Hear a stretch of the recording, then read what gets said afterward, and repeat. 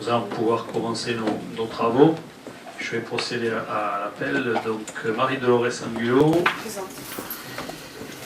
Emelina Rondel a donné procuration à Mylène Doro. Jean-Gilbert Babsal. Linda Raduc a donné procuration à Bruno Trémit. Christian Boyer. Dominique Cavaillol a donné procuration à Anne-Marie Penaud. Didier Casimajou. Jean-Noël Clamour. Présent. Dominique Clavier. Mylène Doro. Présente. Daniel Dubourg. Absent. Philippe Dubourg. Dominique Faubé. Christine Forestier a donné pouvoir à Jean-Gilbert Babsal. Marie Fortinon. Marc Gauthier. Hervé Gillet. Il va arriver. Jean-Pierre Manceau. Normalement, il va arriver. Il va arriver.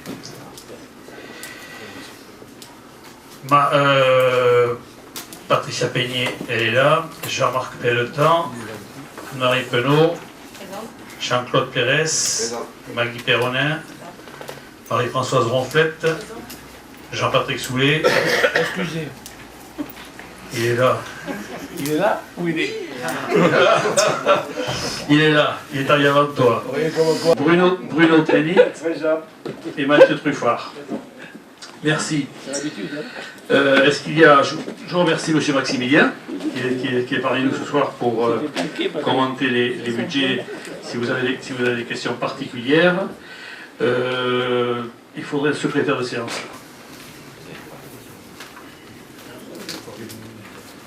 Jean-Patrick Soulet qui sera secrétaire de séance. Approbation du compte rendu du Conseil du 9 mars. Nous avons reçu quelques remarques.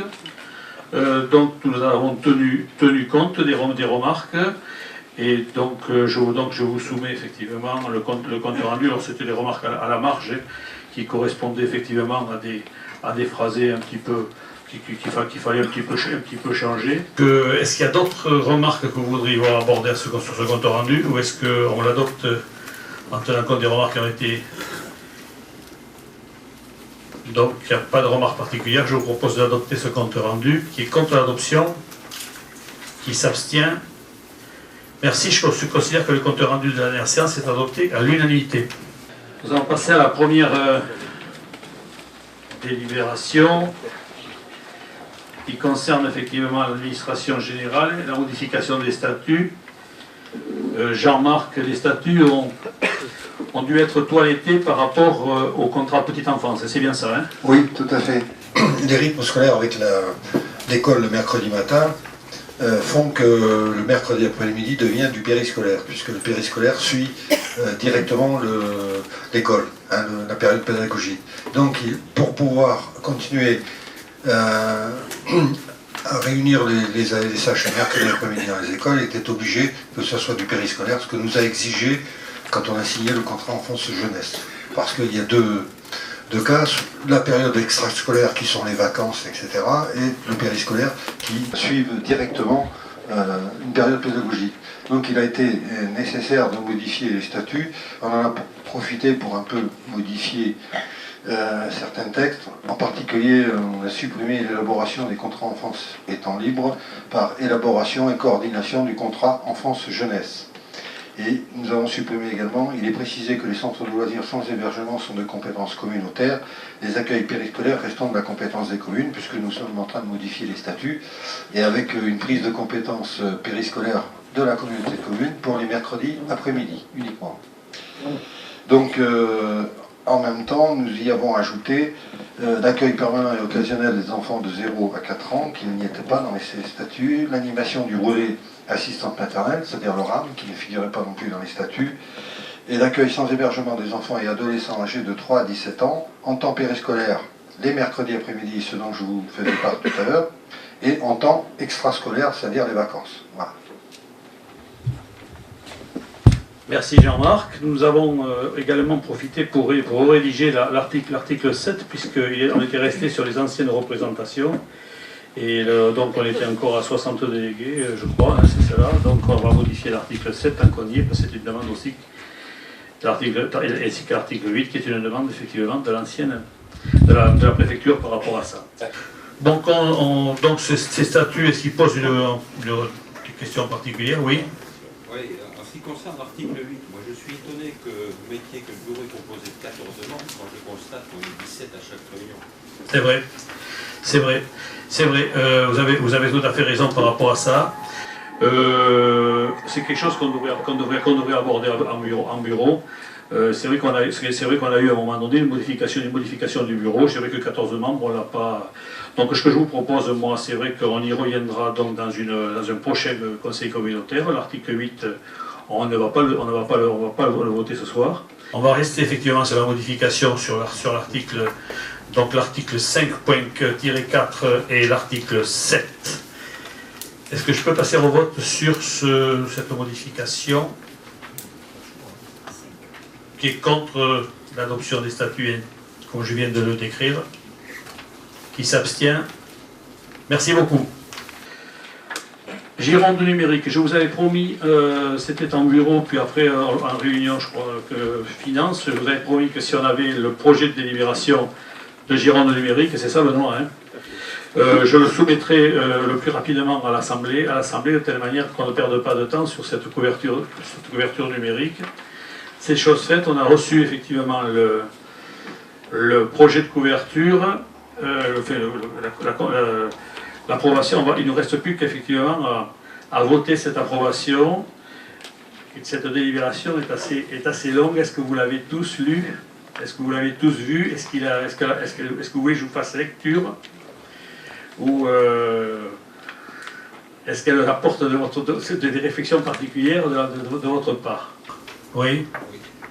Juste, moi je me félicite qu'on parle de cette délibération, j'espère qu'elle sera simplement, effectivement, la contrepartie, c'était des engagements forts au niveau de la communauté de communes. Et des communes, puisque la somme résiduelle sur l'ensemble des deux tranches est presque 1,3 million ou 1,290 million, qu'il va falloir se répartir entre communes et CDC. Moi, ce que je souhaiterais, c'est qu'on aborde ce problème financier assez rapidement, parce qu'il va falloir faire un plan de financement étalé sur 3, 4, 5 ou 6 ans. Tout à fait. Et ça me semble...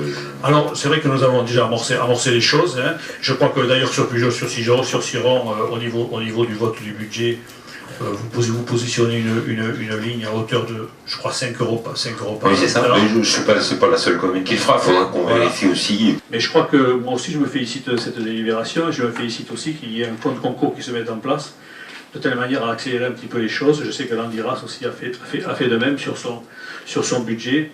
Donc je crois qu'on est tous raccord, et puis OK pour effectivement homogénéiser les choses, et que chacun parte dans ses communes avec une ligne budgétaire à hauteur de 5 euros par habitant. Voilà. Donc la délibération qui vous est proposée, oui, Bruno, pardon, le soleil, je ne voyais pas. Moi, ce que je regrette, contrairement aux zones urbaines, c'est que les opérateurs ne participent pas au financement, du moins aux travaux de construction de l'ouvrage. Voilà. Il y aura certainement un péage qui leur sera imposé pour pouvoir avoir accès à ces réseaux, qui permettra certainement à Gironde numérique de bénéficier d'un retour.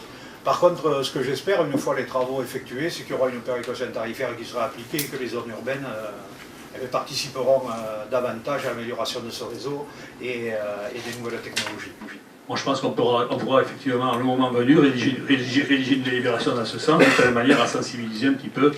Et c'est vrai que c'est quelque chose qui pourrait être pris comme délibération au sein du conseil communautaire. Je ne dis pas que ça aura des effets. Donc, compte tenu de ces remarques, est-ce qu'il y a d'autres personnes qui voudraient prendre la parole sur ce sujet? Je vous propose qu'on adopte cette délibération. Qui est contre l'adoption de cette délibération? Qui s'abstient?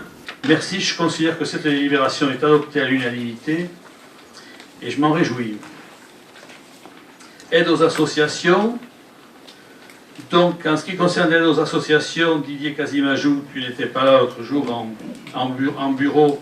Donc, ce qu'on a fait, c'est qu'on a pris les subventions que l'on donnait généralement tous les ans, et on a laissé à l'appréciation de la commission les autres subventions. C'est pour ça qu'elles ne sont pas toutes aujourd'hui. Et la proposition est de maintenir effectivement le montant qui avait été pris l'année dernière, c'est-à-dire au moins 10% de ce qui avait été fait en 2014. Mais vous avez la liste, je ne sais pas si vous l'avez sous les yeux, si. Hein.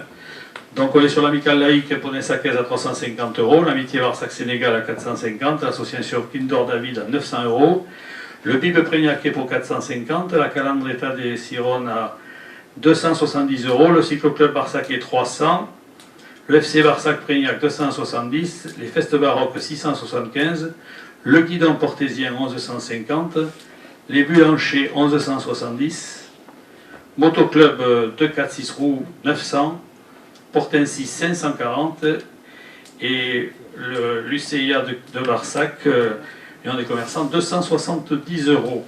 Donc tout cela a été travaillé en bureau et nous laissons à l'appréciation de la commission le restant des subventions qui sont demandées lorsque vous pourrez reprendre vos travaux. Est-ce qu'il y a des remarques? Oui.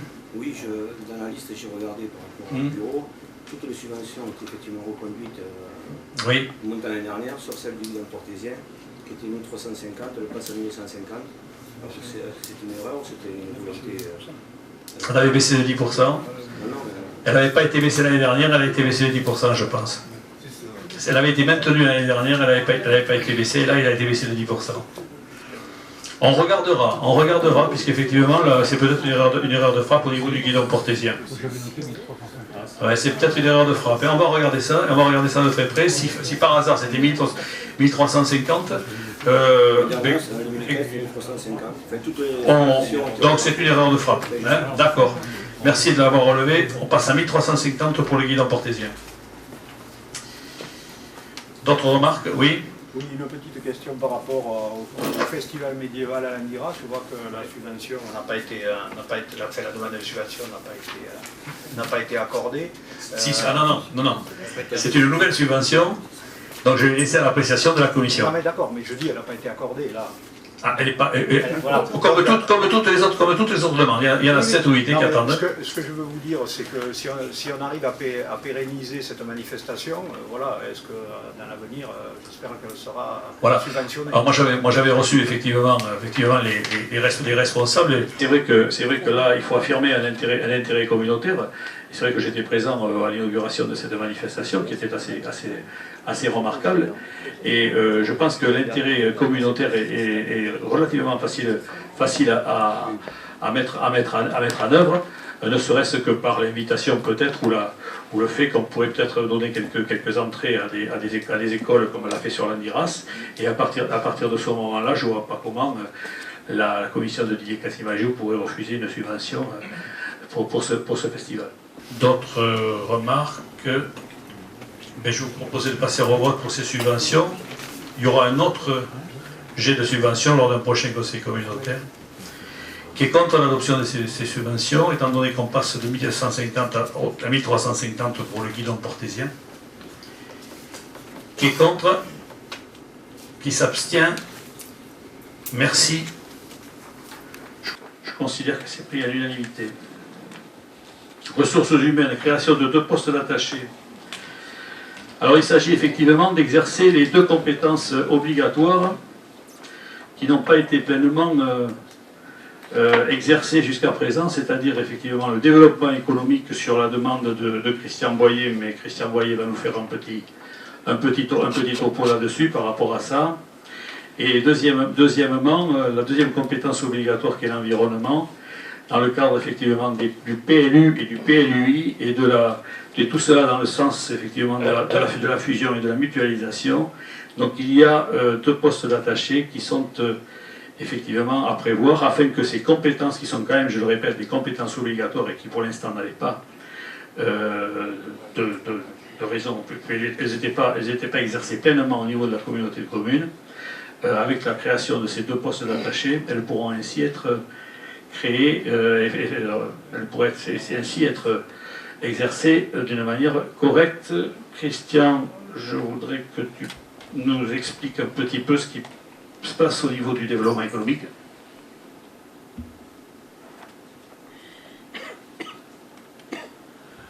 Bien, depuis maintenant un peu plus d'1 an, nous essayons de faire en sorte que les entreprises de notre CDC soient accompagnées et nous essayons surtout de faire en sorte que notre territoire soit une terre d'accueil pour les entreprises, qu'elles soient commerciales, artisanales ou industrielles.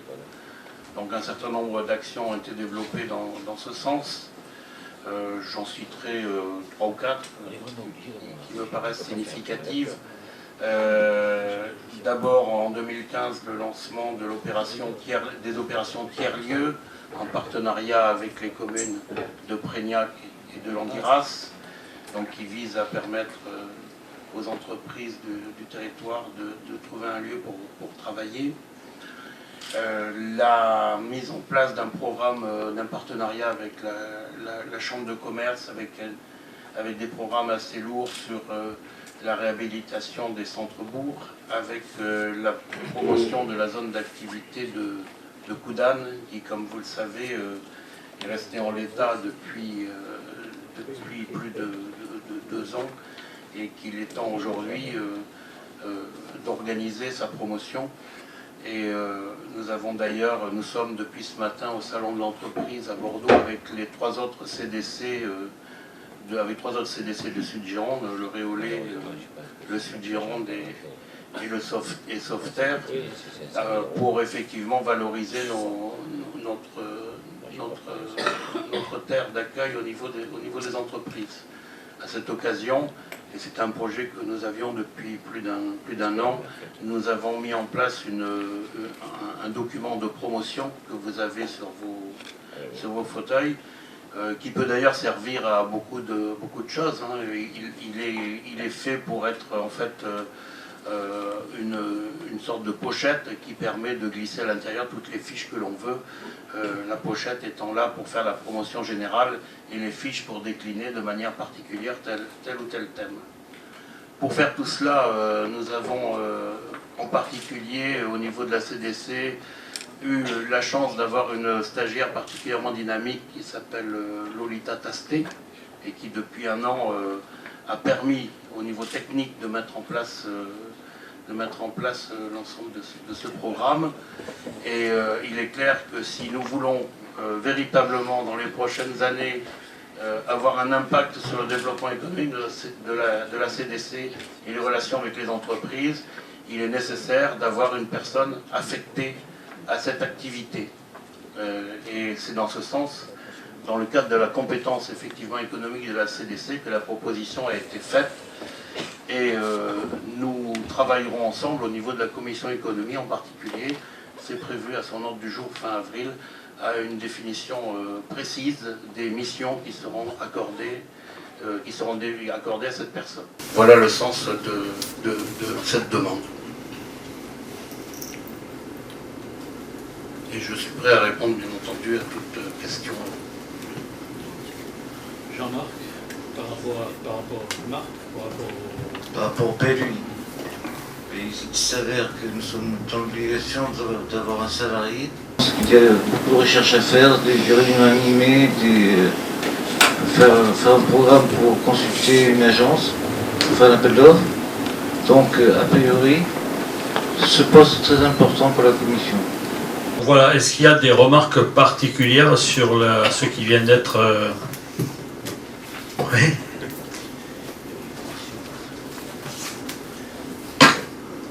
Oui, concernant cette création de 2 postes, on est clair qu'aujourd'hui il faut créer le cadre administratif, puisque c'est la règle de la fonction publique territoriale.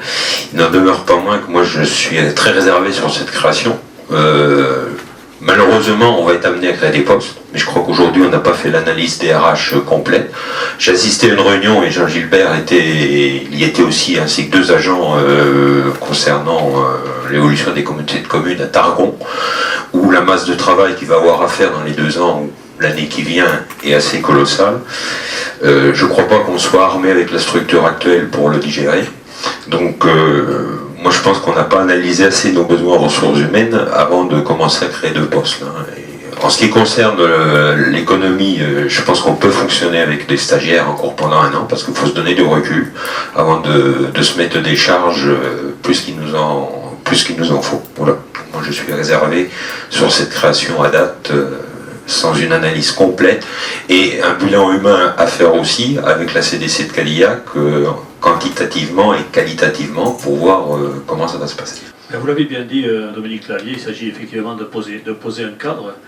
En ce qui concerne effectivement le PLUI, ou effectivement les PLUI, si la fusion arrive au bout, on aura effectivement à mutualiser ce personnel. Mais moi je vous demande de mettre en place un cadre, parce que bon, c'est vrai qu'au niveau de la commission, au niveau d'une commission économique, aujourd'hui, on ne prendra pas effectivement le taureau par les cornes si on ne fait pas ce genre de choses. Je vous explique quand même que c'est des compétences qui étaient des compétences obligatoires qui n'ont jamais été pleinement exercées. Donc le cadre, je vous demande de le mettre en place. Les postes à pourvoir, on en parlera par la suite, de telle manière à faire en sorte qu'on puisse voir comment on les pourvoit et de quelle manière, à temps plein, à temps non complet, pour faire en sorte de pouvoir exercer pleinement ses compétences. D'autres remarques? Oui. Par rapport à la compétence urbanisme, effectivement, bon, je rejoins un petit peu ce qu'a dit Dominique, parce que la dernière fois j'étais un peu réservé aussi, mais je commence à me rendre compte que, et on parle du PLUI, c'est vrai, mais il y a des PLU qui sont en cours, qui devaient arriver enfin, et en ce qui me concerne, moi je vois que j'ai pris déjà un mois de retard pour l'enquête publique, donc je suis un petit peu inquiet, et si vous dites que le recrutement, effectivement, on ne sait pas encore quand ça va se passer, moi je commence à m'inquiéter un peu pour mon PLU. Pour l'avancement de mon PLU. J'ai surtout dit qu'il y avait effectivement du travail à faire au niveau du PLU très rapidement, peut-être un peu moins sur le développement économique. Mais effectivement, c'est le cadre que je vous demande, et très rapidement je reviendrai vers vous après l'analyse des commissions, de telle manière à voir un petit peu ce qu'on fait. Il faut avancer sur ces sujets-là. Mais il n'y a pas d'inquiétude à avoir, on va mettre en face le personnel pour pouvoir avancer sur ces dossiers-là. Est-ce qu'il y a d'autres remarques? Ouais. Qui est contre l'adoption de cette délibération? Qui s'abstient? 3 abstentions. 4. Jean-Pierre Mansour, Dominique Clavier, Patricia Payet, Philippe Dubourg et Mathieu Truffard. Et le reste est pour. Merci. Benoît, est-ce que vous me faites un petit commentaire sur la délibération numéro 5?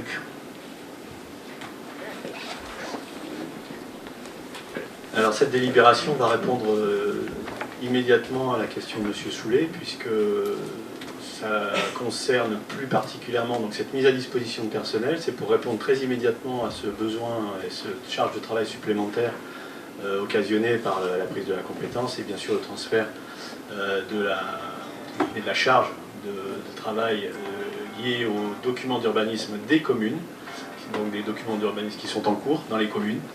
Donc nous allons mutualiser un poste qui est déjà existant donc, à la commune de Cadillac.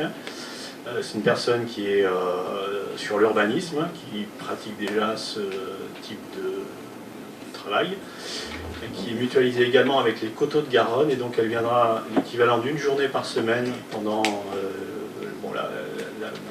la convention parle de 18 mois, pour venir travailler sur ces documents d'urbanisme des communes, pour assurer le suivi, tout ce qui est jusqu'à maintenant difficilement, qui a été fait avec difficulté, quoi. Ou pas fait même. Pardon.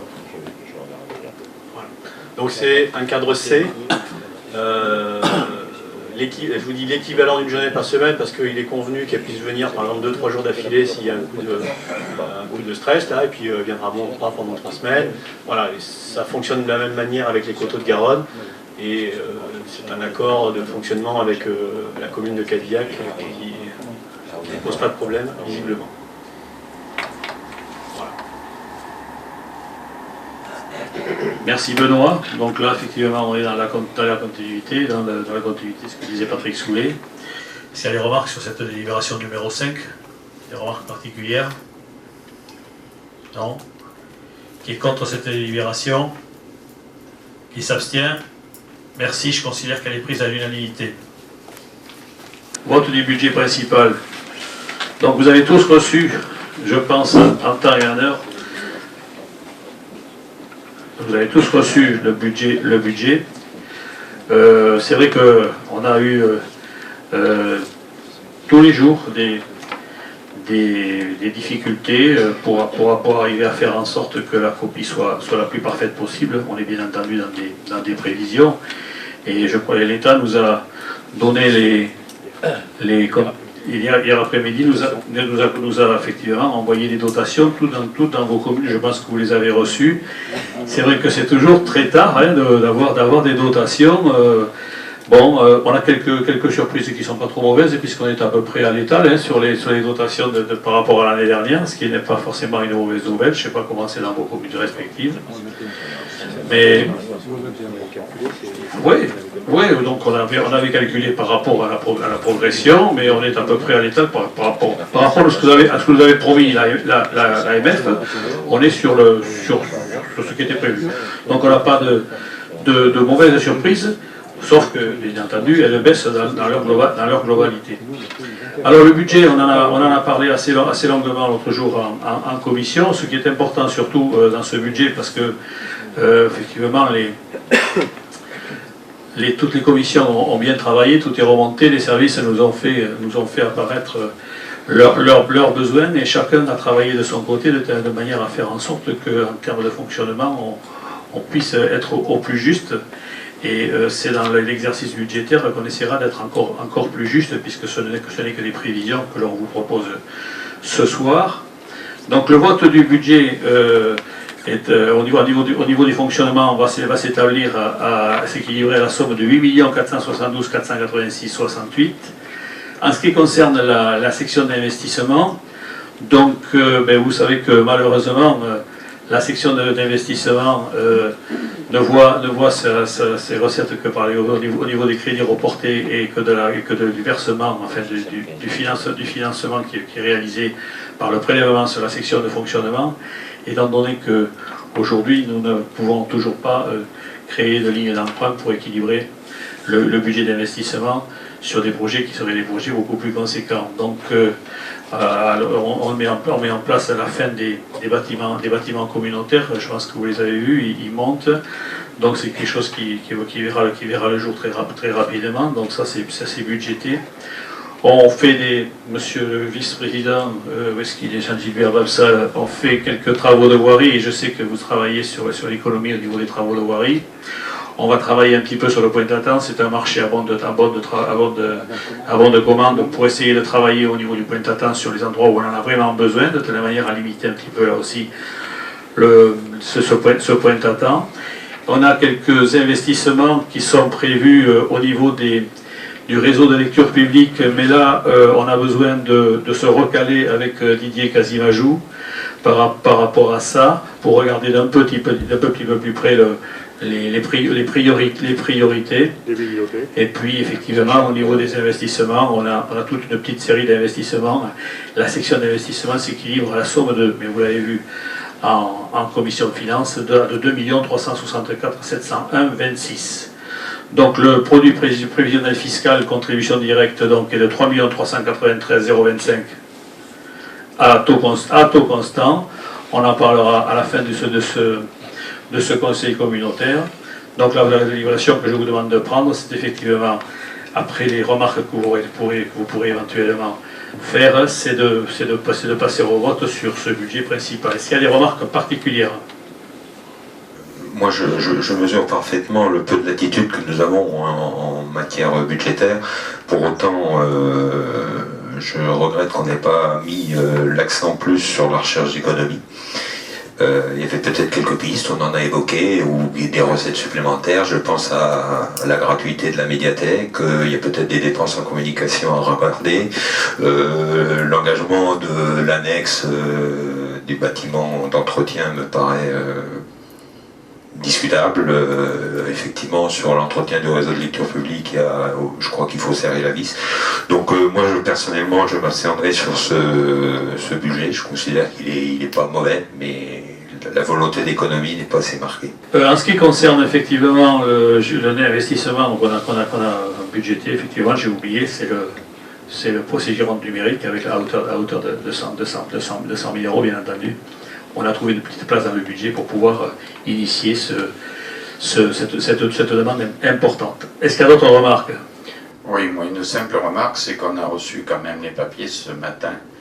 Alors pour 150 pages à peu près, pour regarder un peu de près ce qu'il y a, les conseillers communautaires n'avaient pas d'autre solution que de regarder à partir de ce matin 10h à peu près. Ce sont des prévisions, monsieur oui, Manceau, vous avez eu. Et il faut regarder les budgets en temps. Alors je vais vous dire une chose, effectivement. Ça serait mieux si on l'avait dans les respectables. Donc on fera mieux la prochaine fois. Voilà. Oui, mais ça je sais, on le dit à chaque fois. Merci beaucoup. Est-ce qu'il y a d'autres remarques? Je vais passer au vote. Qui est contre l'adoption de ce budget? Monsieur Carrios. D'accord. Qui s'abstient? Monsieur Manceau, Patricia Peignet, Anne-Marie Penaud, Dominique Clavier et Dominique Faubé. Merci beaucoup. Vote du budget des ordures ménagères. Donc le budget des ordures ménagères, tu veux dire un petit mot sur les ordures ménagères, Mylène? Ouais. Oui. Non, je vais vous demander de vous présenter ce budget. Donc la section de fonctionnement s'équilibre par la somme de 2 322 045 37 et la section d'investissement s'équilibre à 297 063 65. Voilà, c'est un budget qui a progressé, qui est maintenant à l'équilibre en incluant les frais de personnel. Nous avons quelques investissements de programmés. Il y a des colonnes à verre à acheter, il y a quelques containers aussi à acheter. Nous avons un plan de communication qui va être mis en place par rapport à ces ordures ménagères et tout est intégré dans ce budget.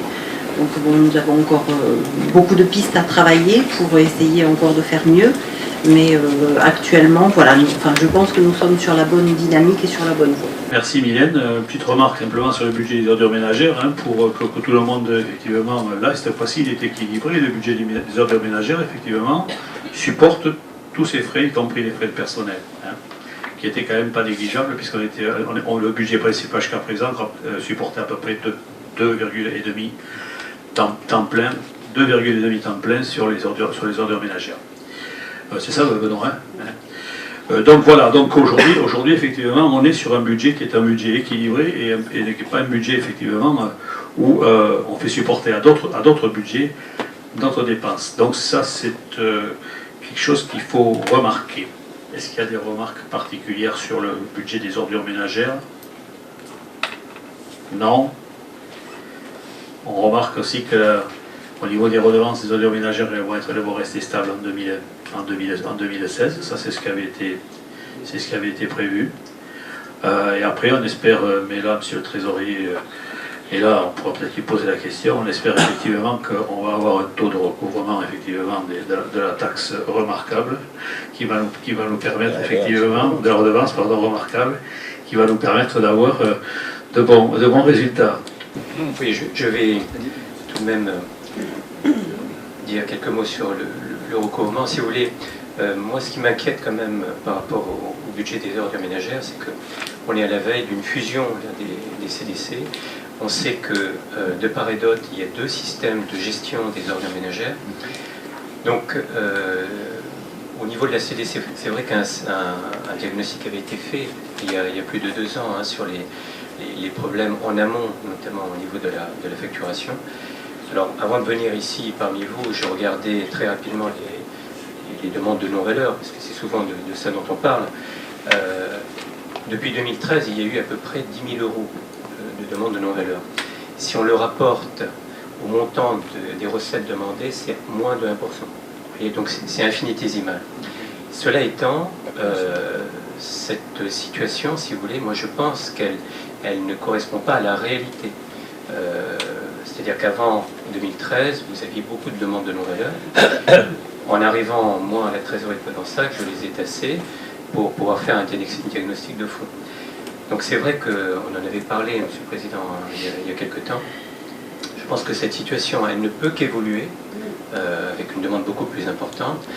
Et plus largement, mon motif d'inquiétude, c'est que si vous voulez, alors là je suis obligé de parler un peu de prospective, c'est que la suppression de la trésorerie au 1er janvier de l'année prochaine va faire que, en tout cas l'année prochaine, un certain nombre de personnes qui venaient payer sur place, pas dans ça, ou qui venaient réclamer sur place, iront peut-être à Cadillac. Donc je crois que le moment est venu peut-être de s'interroger sur l'organisation du système et peut-être de l'organiser sous la forme d'une régie, ce qui permettrait de vous permettre, si vous voulez, de conserver l'effet de proximité.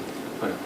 Pour éviter une déflation l'année prochaine des recettes. C'est une idée, hein, mais je pense que c'est important quand même que je vous la confie. Ou quelle est bonne cette idée. Mais enfin, pas forcément vu de mon côté, monsieur le trésorier. Je crois qu'effectivement, il va falloir qu'on discute fermement par rapport pour nous faire quelque part changer d'avis par rapport à ça.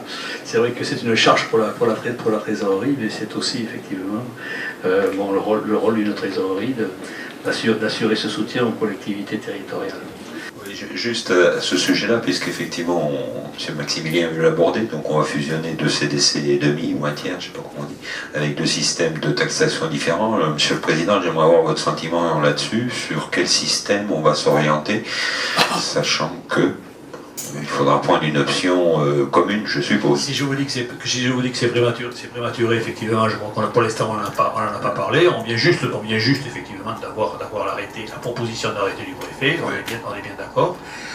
Le système pourra perdurer effectivement en 2017 tel qu'il est actuellement, ça ne posera pas de souci. On ne va pas fusionner effectivement les deux systèmes d'ordures ménagères au 1er janvier 2017. On pourra continuer à fonctionner de cette façon-là. Et puis à un moment donné, je crois que le bureau d'études qui sera missionné pour pouvoir mettre en partition cette fusion et créer les fameux critères de convergence nous donnera les éléments. Aujourd'hui, je sais qu'effectivement sur l'autre côté, c'est le CEMOCTOM qui fait aussi qui au Duquet, pas Duquet, qui s'occupe de la collecte et aussi bien du traitement. Ici, nous on s'arrête au Duquet et on fait faire le traitement par l'UCTOM. Qu'est-ce qui va se passer au niveau de l'UCTOM qui existe sur deux communautés de communes? Est-ce que l'UCTOM va toujours exister après, ou est-ce qu'il faudra effectivement faire parce que normalement il devrait être sur 3 communautés de communes? Le nouveau syndicat.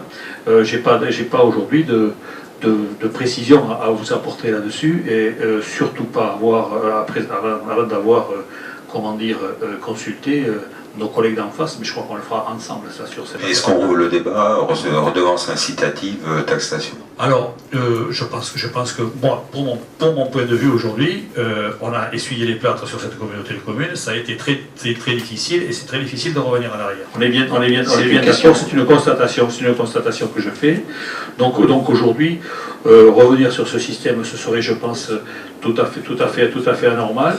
Il est ce qu'il est, avec peut-être des imperfections. On essaye d'améliorer les choses en termes de tarification, parce que là c'était très compliqué en termes de tarification. On a un nouveau prestataire. Je crois que le principe effectivement de la pesée ou de la levée doit être conservé. Voilà. Puisqu'on est aujourd'hui, on a rodé le système, des fois malgré nous, mais on l'a rodé. Et donc ça fonctionne presque. C'est une indication sur le message qu'on peut porter. Oui, tout à fait. Mais bon, moi je crois que oui, c'est ça. Mais je crois que lorsqu'on se rencontrera entre les bureaux et peut-être plus largement, on pourra discuter de tout ça. Il n'y aura pas de sujets qui seront effectivement éludés.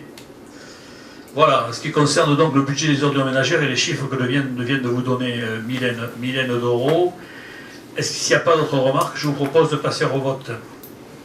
Qui est contre l'adoption de cette délibération? Qui s'abstient? Merci beaucoup, ce budget est adopté à l'unanimité. Donc la redevance reste au même tarif que l'année dernière. Vote du budget du service public d'assainissement non collectif.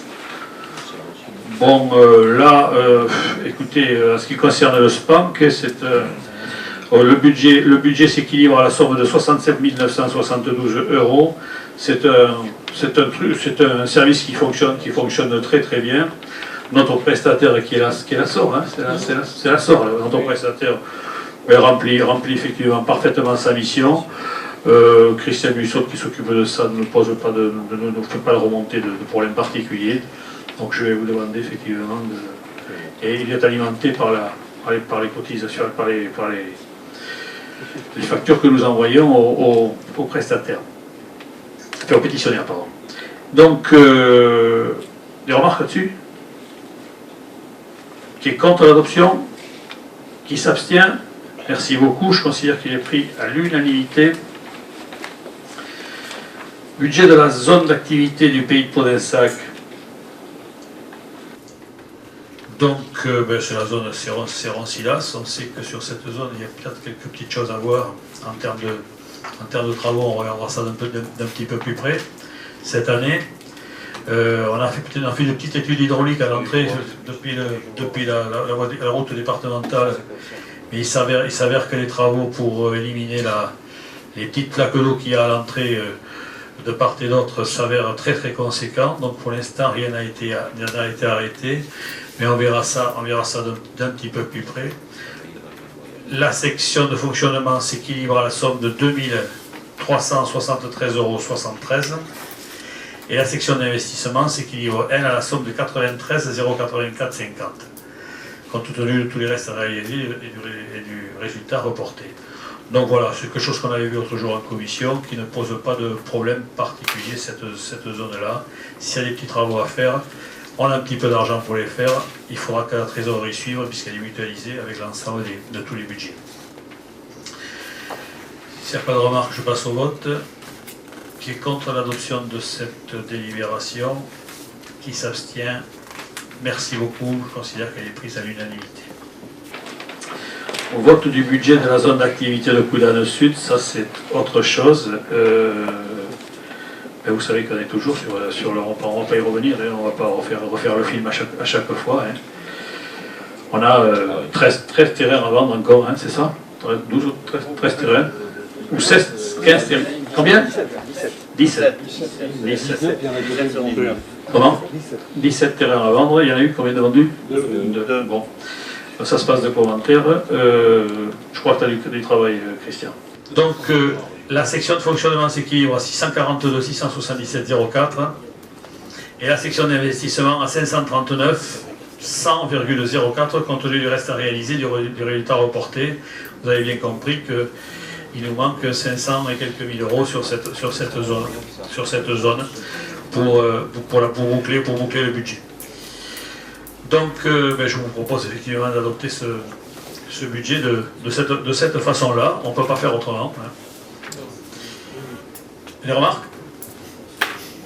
Qui est contre l'adoption de ce budget? 2 contre, mais c'est une réalité, c'est factuel. Hein. Je vous le demande. Bien sûr, mais c'est factuel. Il faudra nettoyer les comptes à un moment. C'est factuel, mais bon, c'est vrai qu'il faudra nettoyer les comptes, mais tant qu'on peut pas, tant qu'effectivement les choses sont possibles, on va le voter comme ça. Ça nous permet effectivement on a abordé ce sujet en commission, c'est vrai. Il va falloir à un moment donné prendre une décision sur cette zone. Elle n'est peut-être pas forcément venue. Moi, je crois qu'il faut encore regarder un petit peu d'espoir là-dessus. Pas très longtemps encore, mais il faut regarder un peu d'espoir. Voilà. Donc 2 votes contre, Jean-Pierre Manceau et Dominique Clavier. Qui s'abstient? Dominique Faubé, Mathieu Truffard et Anne-Marie Penaud et Dominique Cavaillol. Qui s'abstient ou qui est contre? Qui s'abstient. D'accord. Je considère que le reste est pour. Merci pour l'adoption de ce budget. Dernier point, le vote des contributions. Bon, ça a fait l'objet d'un grand débat au niveau de la commission. Et nous sommes tombés sur effectivement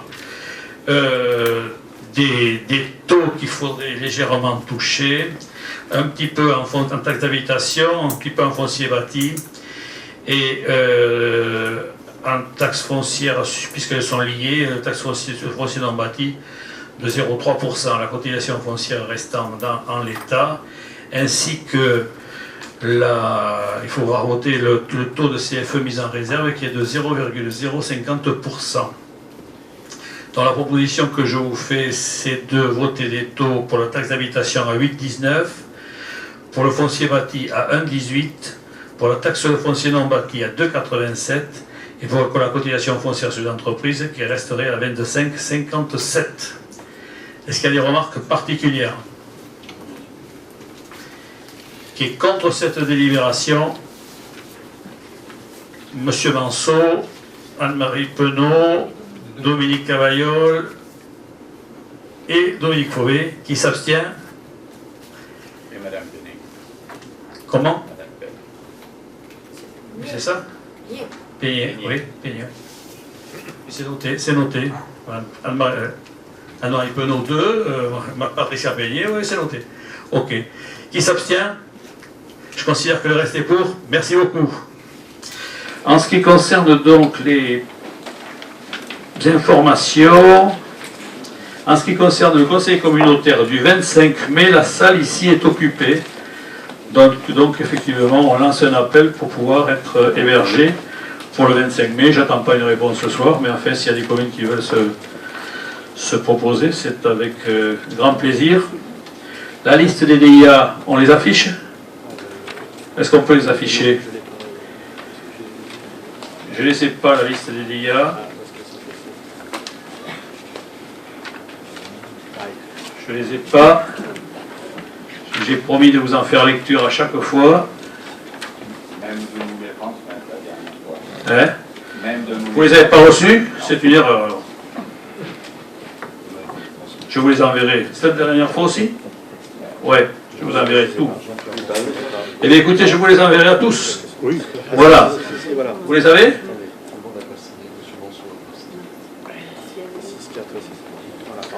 Alors, la commune de Sérence, sur les parcelles C 2340, je ne sais pas où c'est, n'est pas intéressée. Pour un sac sur 3 parcelles, sur 4 parcelles, C 1276, B 1724, 1726 et C 83 n'est pas intéressé. Portes, sur les parcelles B 562 et 1143, D 1137 et B 1281 et 1283 n'est pas intéressé. Prégnac sur les parcelles A 1542, B 270 et 271 n'est pas intéressé non plus. Voilà ce qui concerne ça. En ce qui concerne autre information, on n'a pas forcément une mauvaise nouvelle, mais c'est une nouvelle où la négociation n'est pas forcément possible pour le prix du terrain en ce qui concerne le terrain d'assiette du bâtiment des hangars communautaires. On avait demandé effectivement à Nexity qui gère le problème pour SNCF Réseau de rabattre un petit peu son prix en fonction de l'évaluation de domaine. Il reste sur la position. Donc la proposition est à hauteur de 33 000 € pour l'achat du terrain. Bon, il se trouve que quand on regarde un peu plus près, les terrains situés en bourg de Prodinsac, pas trop loin d'ici, c'est des terrains qui se négocient en face, c'est pas loin, aux alentours de 80 € le mètre carré. Donc on n'est pas très loin, effectivement. Hein, on est sur 17 € puisqu'il y a 2000 mètres carrés. Donc voilà, on est très loin des 80. Voilà, on proposera ça la prochaine fois au conseil communautaire. Retenez que la négociation a échoué avec SNCF Réseau. On demandait de baisser un petit peu le prix, mais bon, ils ont bien regardé le marché de l'immobilier dans le secteur et bon, ils n'ont peut-être pas forcément tort quand on regarde les choses d'un peu plus près par rapport à la valeur de ce terrain. Voilà, c'est tout ce que j'avais pour ce conseil communautaire. Monsieur Manceau. Oui, l'autre jour en conseil municipal de Prégnac, on a discuté un peu de ces DIA, parce que ça pose quand même un problème, dans la mesure où il y a actuellement que le maire qui est votre interlocuteur et qui dit si c'est intéressant ou pas, mais formellement le conseil municipal ne s'explique pas du tout sur ce projet. Donc c'est un peu une difficulté. Alors j'ai pris par exemple le garage Guichonnet, là que tout le monde connaît. Bon, peut-être que les conseillers ont envie soit de le préempter, soit pas de le préempter, mais le conseil peut être d'un avis contraire à celui du maire et ça peut poser problème. Donc moi, je voudrais bien qu'on en rediscute en commission urbanisme, de manière à savoir si on ne peut pas trouver une solution efficace, mais qui en même temps permettrait que les conseils municipaux aient quand même un avis, même si cet avis n'est qu'un avis et pas du tout un vote, mais qui donne au moins un avis. Mais Monsieur Manceau, en ce qui concerne effectivement les DIA, je le fais que suivre, et vous dire l'avis des communes. Oui, mais non, mais vous suivez l'avis du maire. Non mais M. Manceau, on n'est pas au conseil municipal de Polignac. Oui, je sais, mais bon, on en a discuté. Ça ne vous a pas échappé ça? Non, non. Non, mais je veux dire, moi je veux bien discuter en commission urbanisme, mais je ne veux pas discuter des problèmes de Prignacais, si vous voulez. C'est toutes les communes qui sont... Non mais attendez, M. Manceau. Chaque commune, toutes les communes sont dans le même cas. Non mais M. Manceau, on est bien d'accord et on s'est bien compris sur ce sujet. Bon écoutez, je vous propose qu'on se quitte.